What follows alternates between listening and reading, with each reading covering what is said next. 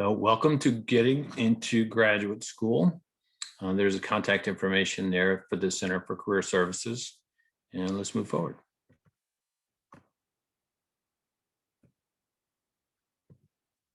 So what will we review today? This is our agenda.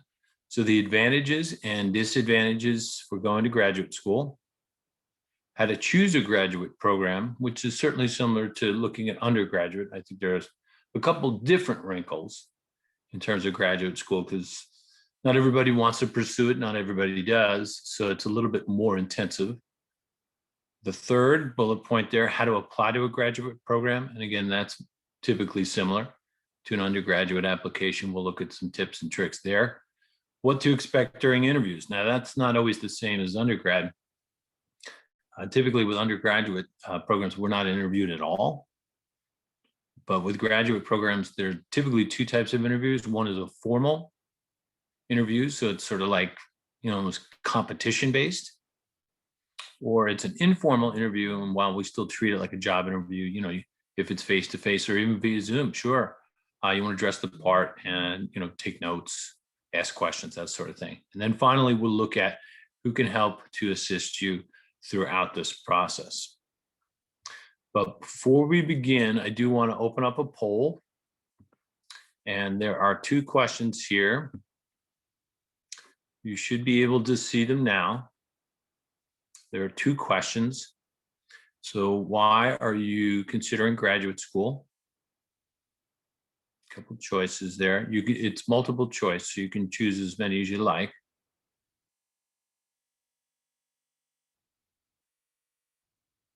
Take your time. So again, the first one is why are you considering graduate school? And you can choose more than one. It's multiple choice. And then the second is if you do go to graduate school, will you go right after college or are you going to wait?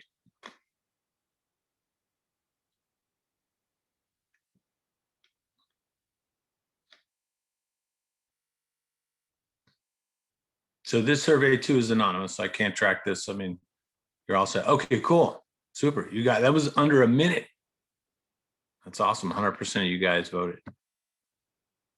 So let's take a look at the results. Okay, good. So why are you considering graduate school? It looks like the majority, 11 out of 16, 69%, to obtain positions that require a graduate degree. That suggests that you've done your research already, right? You're not going to answer that if you're just sort of willy-nilly, hey, I think I'm going to go to graduate school. No, it suggests that there is forethought and you're being serious and professionally minded about your career. In second place, 63% to earn more money. Sure, why not? Graduate education is a great door opener for certainly adding to what it is that you take home at the end of the day. So totally makes sense. And then maybe in third place, to satisfy an intrinsic interest in a subject area. I love that. While it's in third place for us today in this webinar, that's a biggie because graduate school, I went to graduate school a zillion years ago. And one of the reasons was just this, to satisfy an intrinsic interest in a subject area. You got to love the material because it's totally different than undergrad. It's much more granular. Grad school is super specific about a specific area. So you're typically not taking gen eds or free electives. I mean, there are courses that are specific to your program that you get to choose from, but you drill down and that stuff is, it's pointed, it's particular. So, okay, cool. Second poll. If you do go to, wow, look at this, tie. Okay, if you do go to graduate school, will you go right after college or wait? I'll go right away. 50%, 8 of you said there's no better time than right now. I'm going to go. And there's lots of said for that. Second, I'll wait to go. Either a little while or years from now, it depends. I want to leave my options open, so to speak. So 50-50. Okay. Something to think about. I think it's important that we're sort of halfway. Okay, very good. So I just want to get a temperature check. I'm glad everyone could see that. And at this point, we'll move forward. So what are some myths some people believe regarding going to graduate school. There are a number of them. If I don't go now, I'll never go to school. Well, typically that's a myth, but here too, if you know yourself and you're like, look, those of you who want to go right now, maybe you think, look, I've got momentum. My study skills are fresh. If I get out for a couple of years, I know myself. I'm typically not going to get back into this. I might get a job where, I'm making a fair amount of money and I don't want to do it. It's a tough way to sort of see it, but sometimes, whether you go sooner or later, again, it's a difficult decision, something to consider. Second one, the economy is so bad that I might as well go to school. Well, certainly that's a myth, right? I think so, because again, that sort of relates to that intrinsic interest. You want to satisfy what it is that you want to pursue in terms of career and what you want to study. Other myths, some folks believe.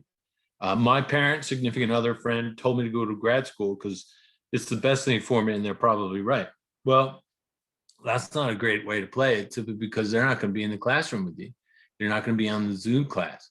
They're not going to be writing the papers, taking the entrance exams. It's all on you as the individual. So we want to make sure we're going for the right reasons.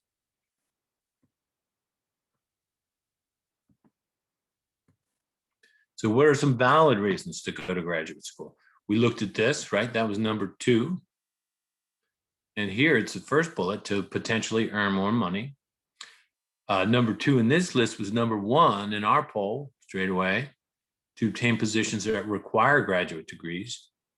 And then number 3 is actually, that's same, both on this slide as well as our poll, to fulfill a genuine interest and gain more knowledge about a given field. So why should one consider not going to graduate school? These are some bad ideas. Look, I don't know what else to do. The pandemic hit, everything's bananas. The world is upside down. Not really sure where to go, what to do. I'm good at school. Maybe I should just keep going. There are some folks out there that are what they call professional students. I don't think that's the worst thing in the world. Sometimes that's super cool, especially, I'm somebody who is a big proponent of education in general, but you don't want to sort of rack up a ton of degrees and not really sure how to apply them. You're fulfilling someone else's dream. We looked at that, obviously not the way to play it. The cost of going to graduate school do not fit your financial situation. That's understandable. That's why some people wait. They don't go right after school, so they work and they save up and they pay for school by way of personal funds. Another thing to consider, and we'll look at a little bit, fellowships, scholarships, those sort of things are all obtainable. And then the time commitment for some does not fit your lifestyle. So that could be true. You may, folks are maybe starting a family. Maybe they're much more career minded in that they don't need to go to school for additional degrees, but maybe they do later on. Like I know some folks get out of business and they pursue an MBA later. And sometimes the employer pays for that. Could be cool. So know your employer in the landscape, and sometimes this stuff can get paid for. Not a bad way to do it. Okay, moving on. If you do decide to go, why go directly after grad school? So making money in the world of work will greatly decrease your motivation to return to school. That is a very real thing. Like I said before, some folks get into it, they start making money, and it's like, look, my career's taken off. I wish I'd gone right out of school. That sort of thing can be difficult to manage. There's an immediate need to specialize in the job that you want. And we looked at that earlier as well. So you look at careers, well, the job that you want to have requires at least a master's, say a PhD, an ED, some sort of post-baccalaureate certification, post-BA licensure. All of that stuff plays into going to school, certainly right after undergraduate school, if that's the case.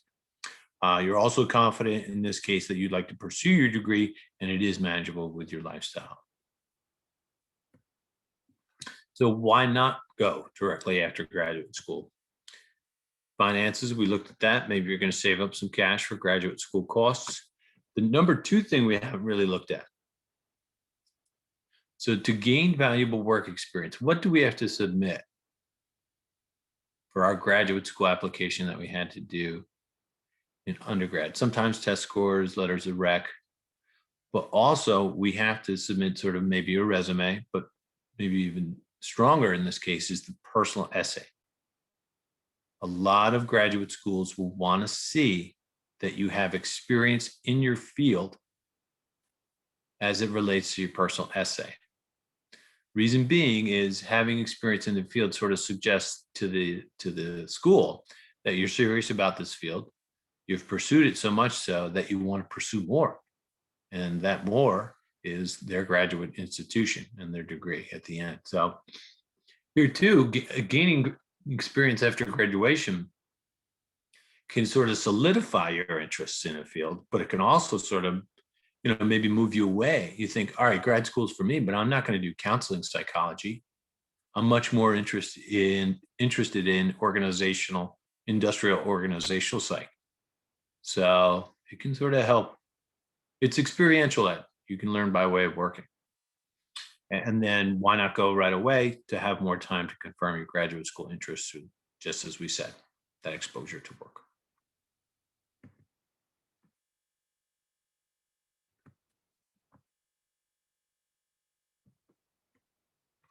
So researching graduate programs, you may be aware of this. It's been around for, I want to say at least 8 years, maybe more. LinkedIn's been around for a long time, but this is what they call the official university page. So again, this has been around for about 8 years. This is where you can go in and review where individuals are employed, what they're doing for a living based on each college or school. So if you're interested in pursuing graduate education at Montclair State and there was a specific program, you can look that up. So you can search by degree, you can search by what they do, you can search by graduation. So the easiest way to do this is when you get into LinkedIn, you just type in the search pane, Montclair State University, UNLV, you might list University of Miami, whatever it is. As you list that, you'll get the official university page.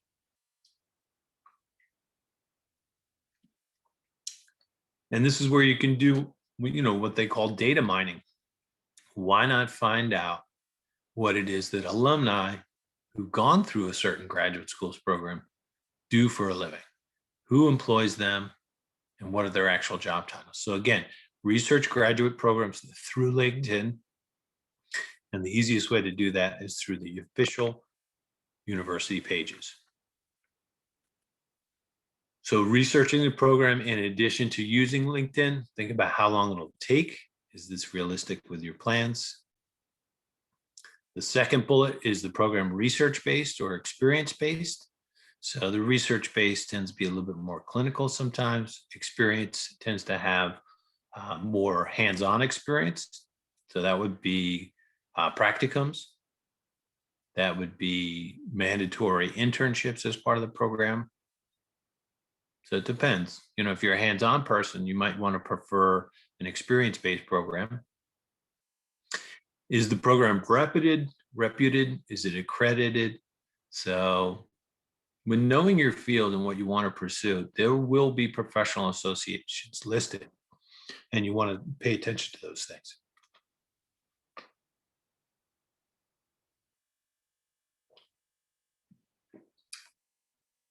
And then finally, you could look at what faculty members do and to see if this matches your interests. So when researching program prereqs, do you need a particular undergraduate major? That's generally listed at the institution.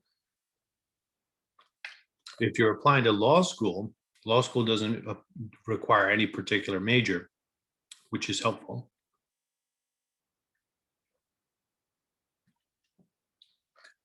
Are there GPA minimums? You want to look at that. And even if you don't have the exact GPA that an employer is looking for, still apply and think about undergrad. You want to have a couple safe schools a school that's a little bit of a reach, and then a couple dream schools that you really would love to shoot for the stars. So even if we don't have everything in what they require or even ask for in applicants, it's not a bad opportunity to give it a shot. This I ran into at one point when I was applying. Are there undergraduate courses I need to take prior to applying and being accepted at a graduate program? So in applying, we have to send the school our transcript, right? The school's going to check it out. What have they taken? What haven't they taken? I was accepted to Monmouth University for a psychology program. And, I was super happy. I was jumping around, screaming and yelling. But they did say that I would have to take preliminary courses in order to sort of get myself up to academic speed. So I'm adding that last comment, academic speed, but that's what it felt like. It was like, okay, my undergrad was cool, but not cool enough. And that's fine. So then if I were to go to Monmouth, I would have to take a couple extra courses. So that does come into play. Do I need work experience? We sort of addressed that a little bit. And then what tests are needed? Now, this is a whole big thing. I remember the tests being, I had to take the GRE, the general, and then the GRE subject test. Yeah, it can be a little bit daunting, but we'll look at that in a sec. So in terms of testing, some schools, and this is a fairly recent development, some have waived tests, and the most common entrance graduate test is the GRE. Montclair has waived the GRE for a few programs over the last couple of years. We're not the only ones. There's plenty of higher ed institutions who have waived the GRE. Some of the rationale behind it is, it's not always the best predictor of GPA or whether a student will persist to graduation. There is some research that says the opposite, but the point is, hey, some programs have dropped this entrance requirement, and boy, that is a load off. But if you do have to take the GRE, you want to do it through this website here. So it's ets.org. And again, you'll get a copy of this, but some folks might want to take a screenshot because this gives you, sort of all the links and stuff for the major tests required for grad school. And I did see, I was looking through this, the ETS does offer the GRE. You can take it from home. So there's a little pandemic surprise, a nice little silver lining there in this pandemic, that you can take some of this stuff at home. You don't have to go to a testing site. That was the case in the past. You had to, sign up online and then go to a testing site to take the GRE. Let's see. So it's the GRE at this point is 205. Scores are reportable for 5 years. With the remaining tests, you can see here for the GMAT is for the MBA. That's 250, and those scores are reportable, outside of just within the year. I think it's for 5 years as well. Law school, so that's the LSAT, that's $200. The MCAT, certainly for medical school, that's $320. So if ever you had questions about testing, these would be the main sites to go to get more information, as well as to get a sense of what's going on. Some of the things I'd seen in the past too is that they can't reuse these tests, right? They can get an idea of what's going on, but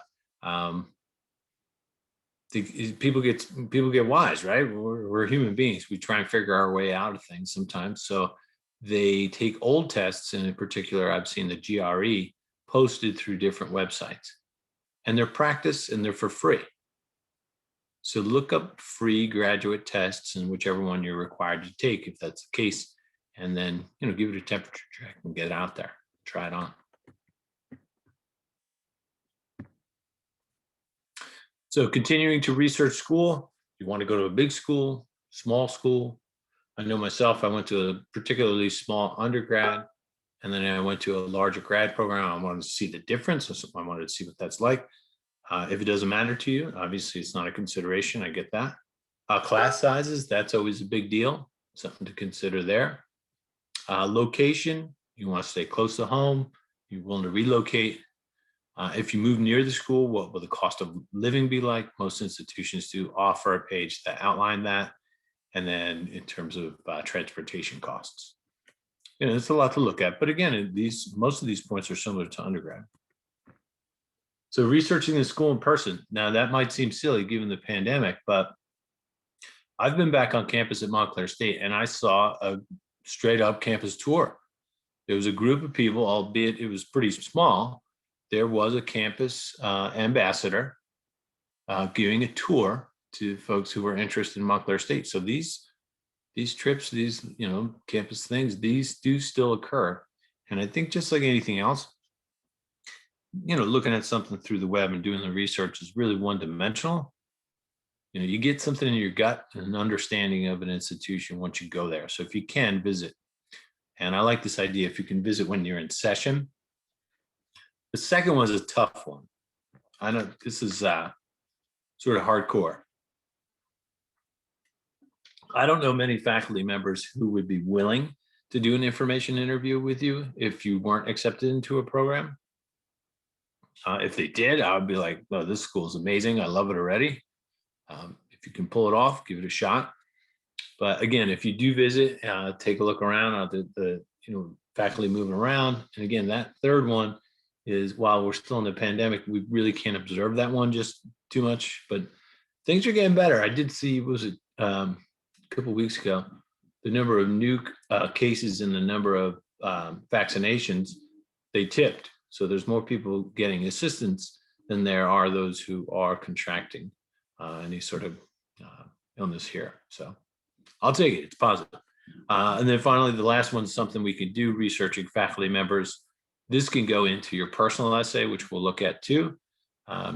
If there's a faculty member who's published or has an area of expertise that you're interested in, no reason not to reflect on that in your personal essay, and that you not only are interested, but you'd like to contribute to the future of that research field. So application process continued, register for the appropriate test if it's not waived. Typically, we suggest 1 to 2 semesters prior to your starting point at that institution. Request your official undergraduate transcripts at least 3 weeks, and then critique and finalize your resume. That could be done through Career Services. We'll look at how to do that, but many of you may already be aware, you can go through Hire or Red Hawk and then create your appointment.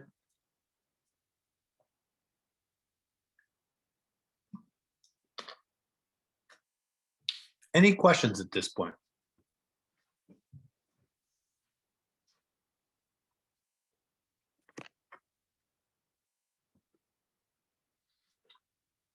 Okay.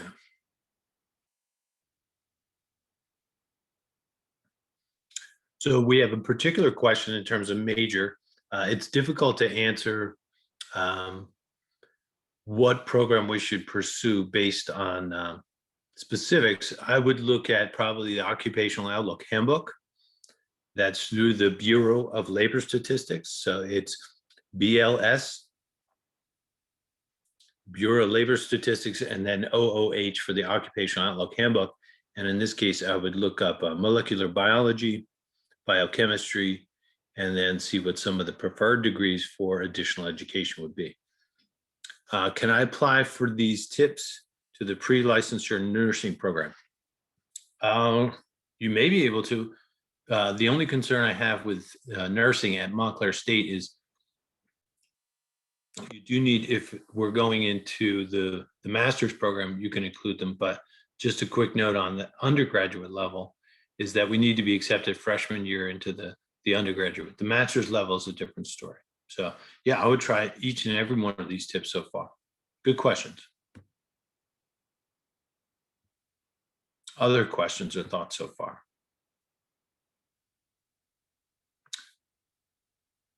Oh, okay, cool. I like that one. Does being an undergraduate at MSU increase your chances of getting into graduate school? I think sometimes it can, simply because we're what they consider a known quantity, right? We've already gone through the university system and we've successfully graduated. So they're not, it's like betting on, it's betting on something. What's the certainty of the return? So I think it's reasonable to think that we're not coming out of left field from another school, but just keep in mind, um, if we're coming from a different institution, as long as our GPA is there, the test is there, personal essay. But yeah, I always like that one. It's almost sort of like you're going back to home base if you're going back to the undergraduate institution. But then think of this. The majority of jobs are obtained through networking. So if you have a different institution for your graduate program than where you graduated undergraduate, then that gives you two institutions to network from. If you just go to one institution for both undergraduate and graduate, you have one career services office to take advantage of. If you go to two different ones, then you have two different career services office to take advantage of. So something to consider there. Let's see, I think we might have another question. So a particular question, do you know the typical GRE score that Montclair State requires for the MA in clinical psych? I do not know at this point. You could certainly find that out because it's pretty particular with regard to that program. Yeah, I would check out, obviously montclair.edu. Unfortunately, I don't know that one off the top of my head. Okay. So letters of recommendation, always be on the lookout for potential references, faculty members, supervisors who are familiar with your work. After the letter of recommendations have been submitted, send your reference a thank you note and the most recent version of your resume. When all of this process is over and you finally are accepted and decide to go to a certain institution, by all means, you do want to follow up with your reference and let him or her know where you were accepted and where you plan to go to school. That's always a huge thing because it keeps the network, pipeline open. And it's also, a sign of courtesy and respect for those who've reached out on your behalf as a reference. So writing the personal statement, you always want to include a few topics. So in the questions that they typically ask, what experience influenced your decision to go to graduate school? And then these two bullets in the center, I think are super important. So why are you interested in this school or this program? And be specific. Like what I might do is research the program and then look at the core courses. And in my essay, I might say something like, if accepted into this program, I'm excited by the possibility of completing the following courses, and then list them exactly by name, because every graduate school, whether their program is, psychology or biochem, they're going to have different titles for different courses. So if you customize your application, then they know that you mean business. And then not only just the program, the third one, why is that university of interest to you? And then any plans for the future.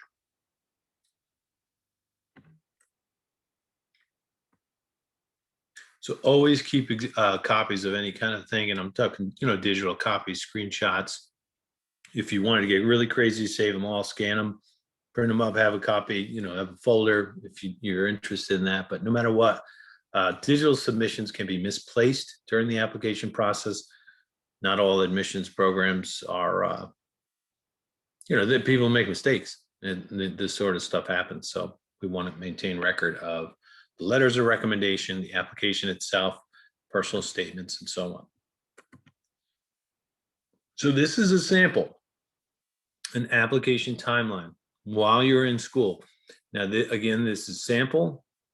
If you're behind on the suggested timeline, that is not a problem. So folks get this stuff, settled up in a year, some less than a year. And here too, it depends on the application deadline for some schools. Some have rolling deadlines, right? Some have hard deadlines. Depends on the program. But, if the stars align, spring of junior year, you want to meet with career services. So you go through Hire Red Hawk, you can get there through Nest, make a career appointment, say, hey, look, I'm interested in grad school. Do you have recommendations? Can you look at my resume, provide feedback, look at different schools, check out LinkedIn, right? Do that official university page lookup.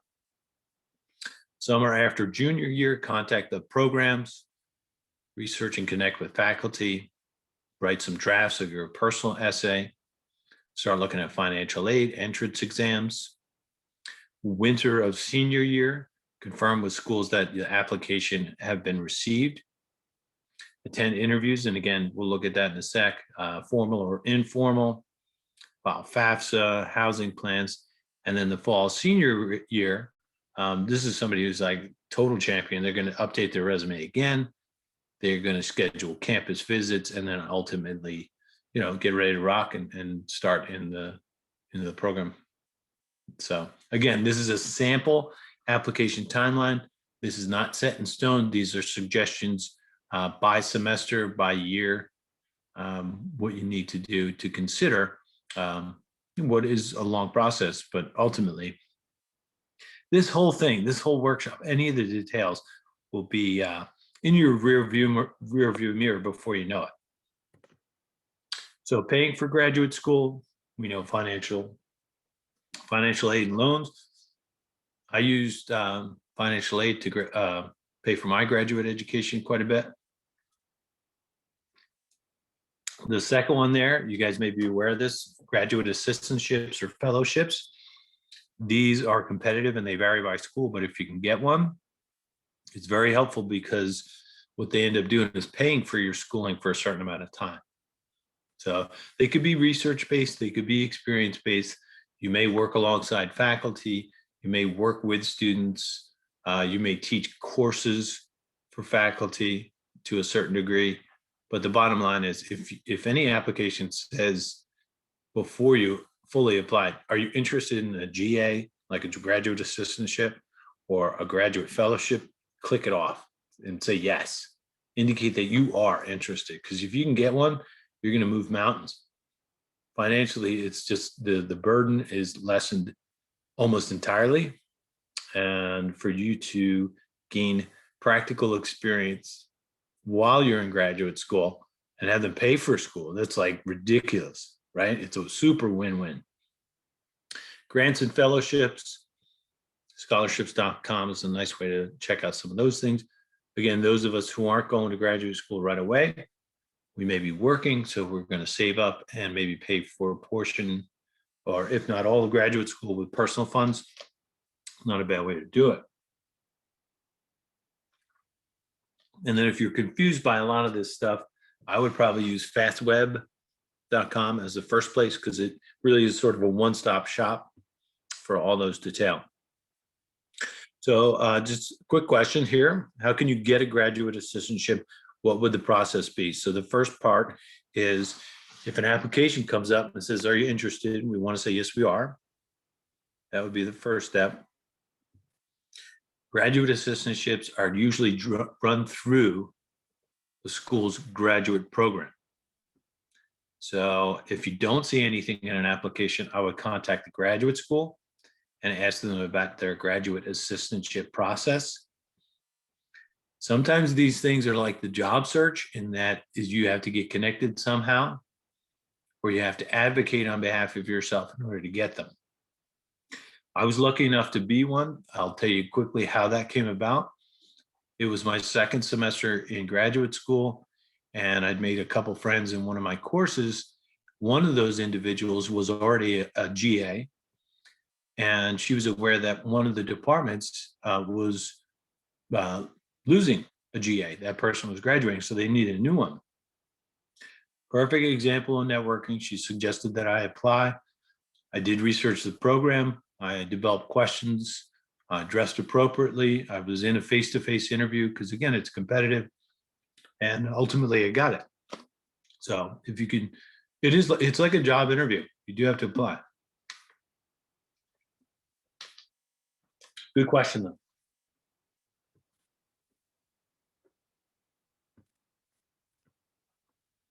Let's see.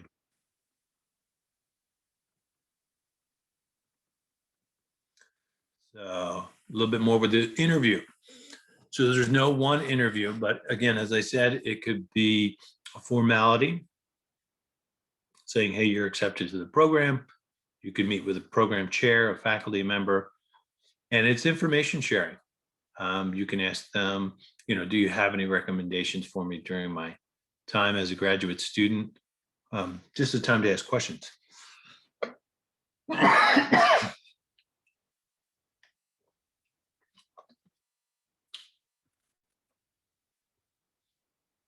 Other questions or thoughts on your side of things?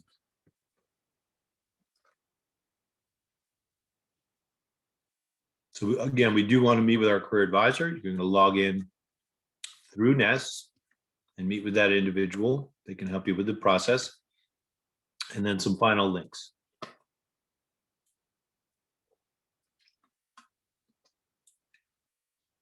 So this would list scholarships at Montclair State.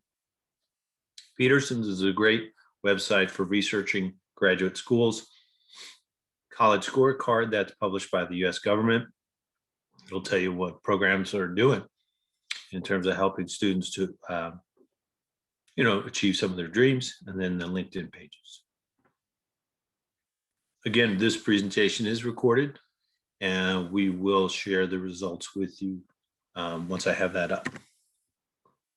So questions? Yes, is career services still offered to people who graduated recently? As it stands, we do not have a dedicated alumni career advisor, but what you do want to do is, certainly drop a line with anybody you've worked with before in career services to see if that's offered. You can also email me, and it's my last name, so it's Mayer, M-A-Y-E-R, A is in Adam, D is in David, at montclair.edu. Again, that's Mayer, A-D, at montclair.edu. I do work with alumni from time to time, we'll look at their job search, talk about graduate school, resumes, soup to nuts. So, yeah. Good question here too. What are the chances of getting into a grad program if your undergrad was a different major? If the graduate program is asking for a specific major that's different, that is an uphill battle. I think we all understand that. But what our job as applicants is to do is to persuade the graduate school. So with that, maybe it's an internship that relates to that field. Maybe it's work experience that relates to that field. Or maybe there was something in your coursework while the major was different that exposed you to that area that you want to pursue in the future.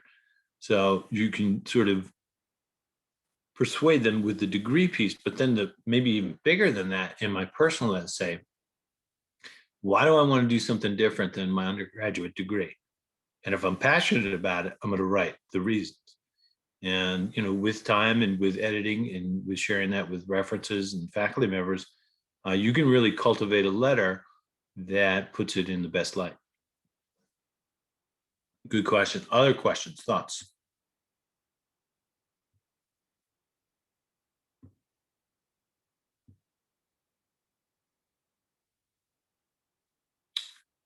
Let's see, should I still apply for internships if it is a different field?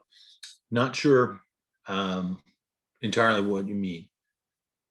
Should I apply for different? If it relates to the graduate program that you're considering, the answer would be yes. Maybe you're trying to develop experience that was different from the undergraduate degree. That could work.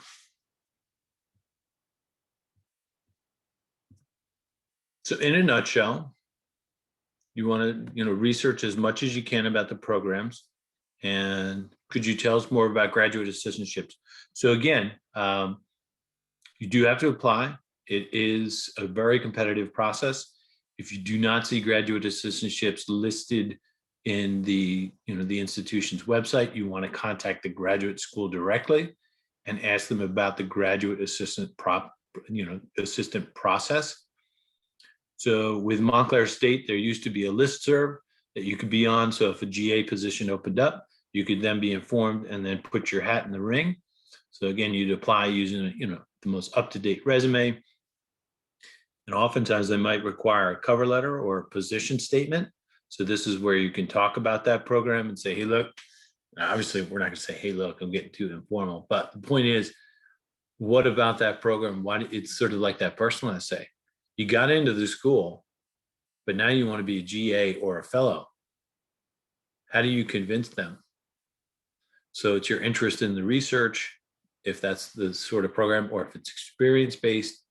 How is it that you want to use your degree once you graduate? That would be a great way to, again, persuade the faculty member or the chair to say, hey, look, this person is passionate about this area. We want to give them an opportunity to interview for the assistantship. So again, once you get those sort of things, it's money, it's gold. So if a graduate program, if you go full-time, sometimes it's like 2 years. It could be less, could be a little bit more. Sometimes GA positions are only lasting 2 years because they don't want to, they don't want you to dilly-dally and take off time or otherwise, especially if you're working for the university. So sometimes the assistantship lasts 2 years, and after those 2 years are gone, you no longer get remuneration for or the tuition waiver. So something to consider. But yeah, fight for them. Dig deep. Try and figure out each institution's options and application guidelines for assistantships. And again, I would start with the graduate school. That's typically where they are administered. So another one, is it okay to take a semester off between undergrad or graduate? How soon should I begin applying after graduating? I might have missed it. We did mention a little bit before. We are going to share this presentation with you, so you'll be able to see that stuff in particular, but it's okay to take a semester off. Some folks do that because they want to solidify their interests. They want to work. They want to add, put some money in their pocket to help pay for graduate school.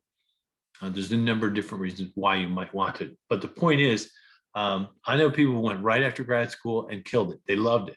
Me, I took off 2 years and I couldn't wait to get back to school. I'm like, oh my gosh. I think it took me about a year between all the tests and the application materials.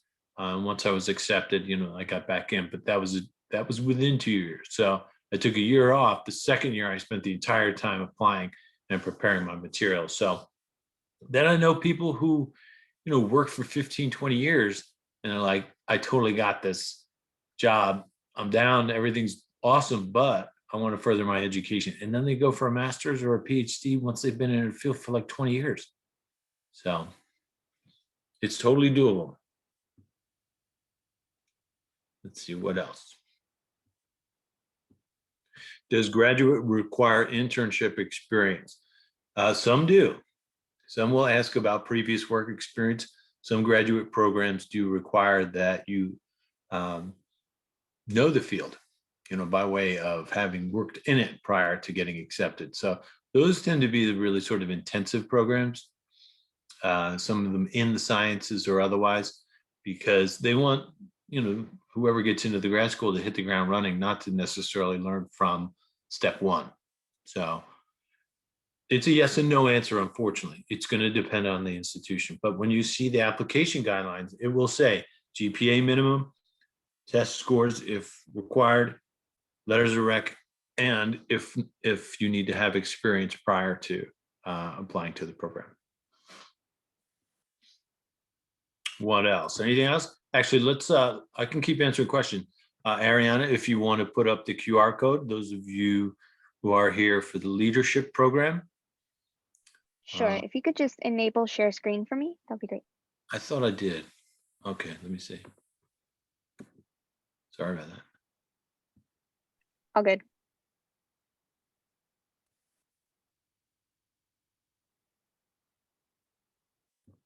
Oh, I should have made you a co-host instead of a panelist. You should have it now.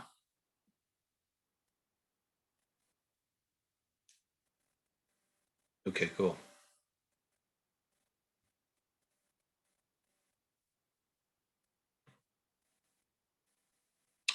So again, if you need credit for the CLE, Center for Leadership and Engagement, Your attendance can be collected by way of this QR code, so you just want to scan that.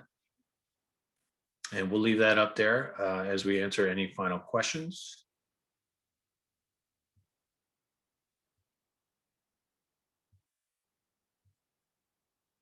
I don't see anything else at this point in the Q&A and or the chat. Okay.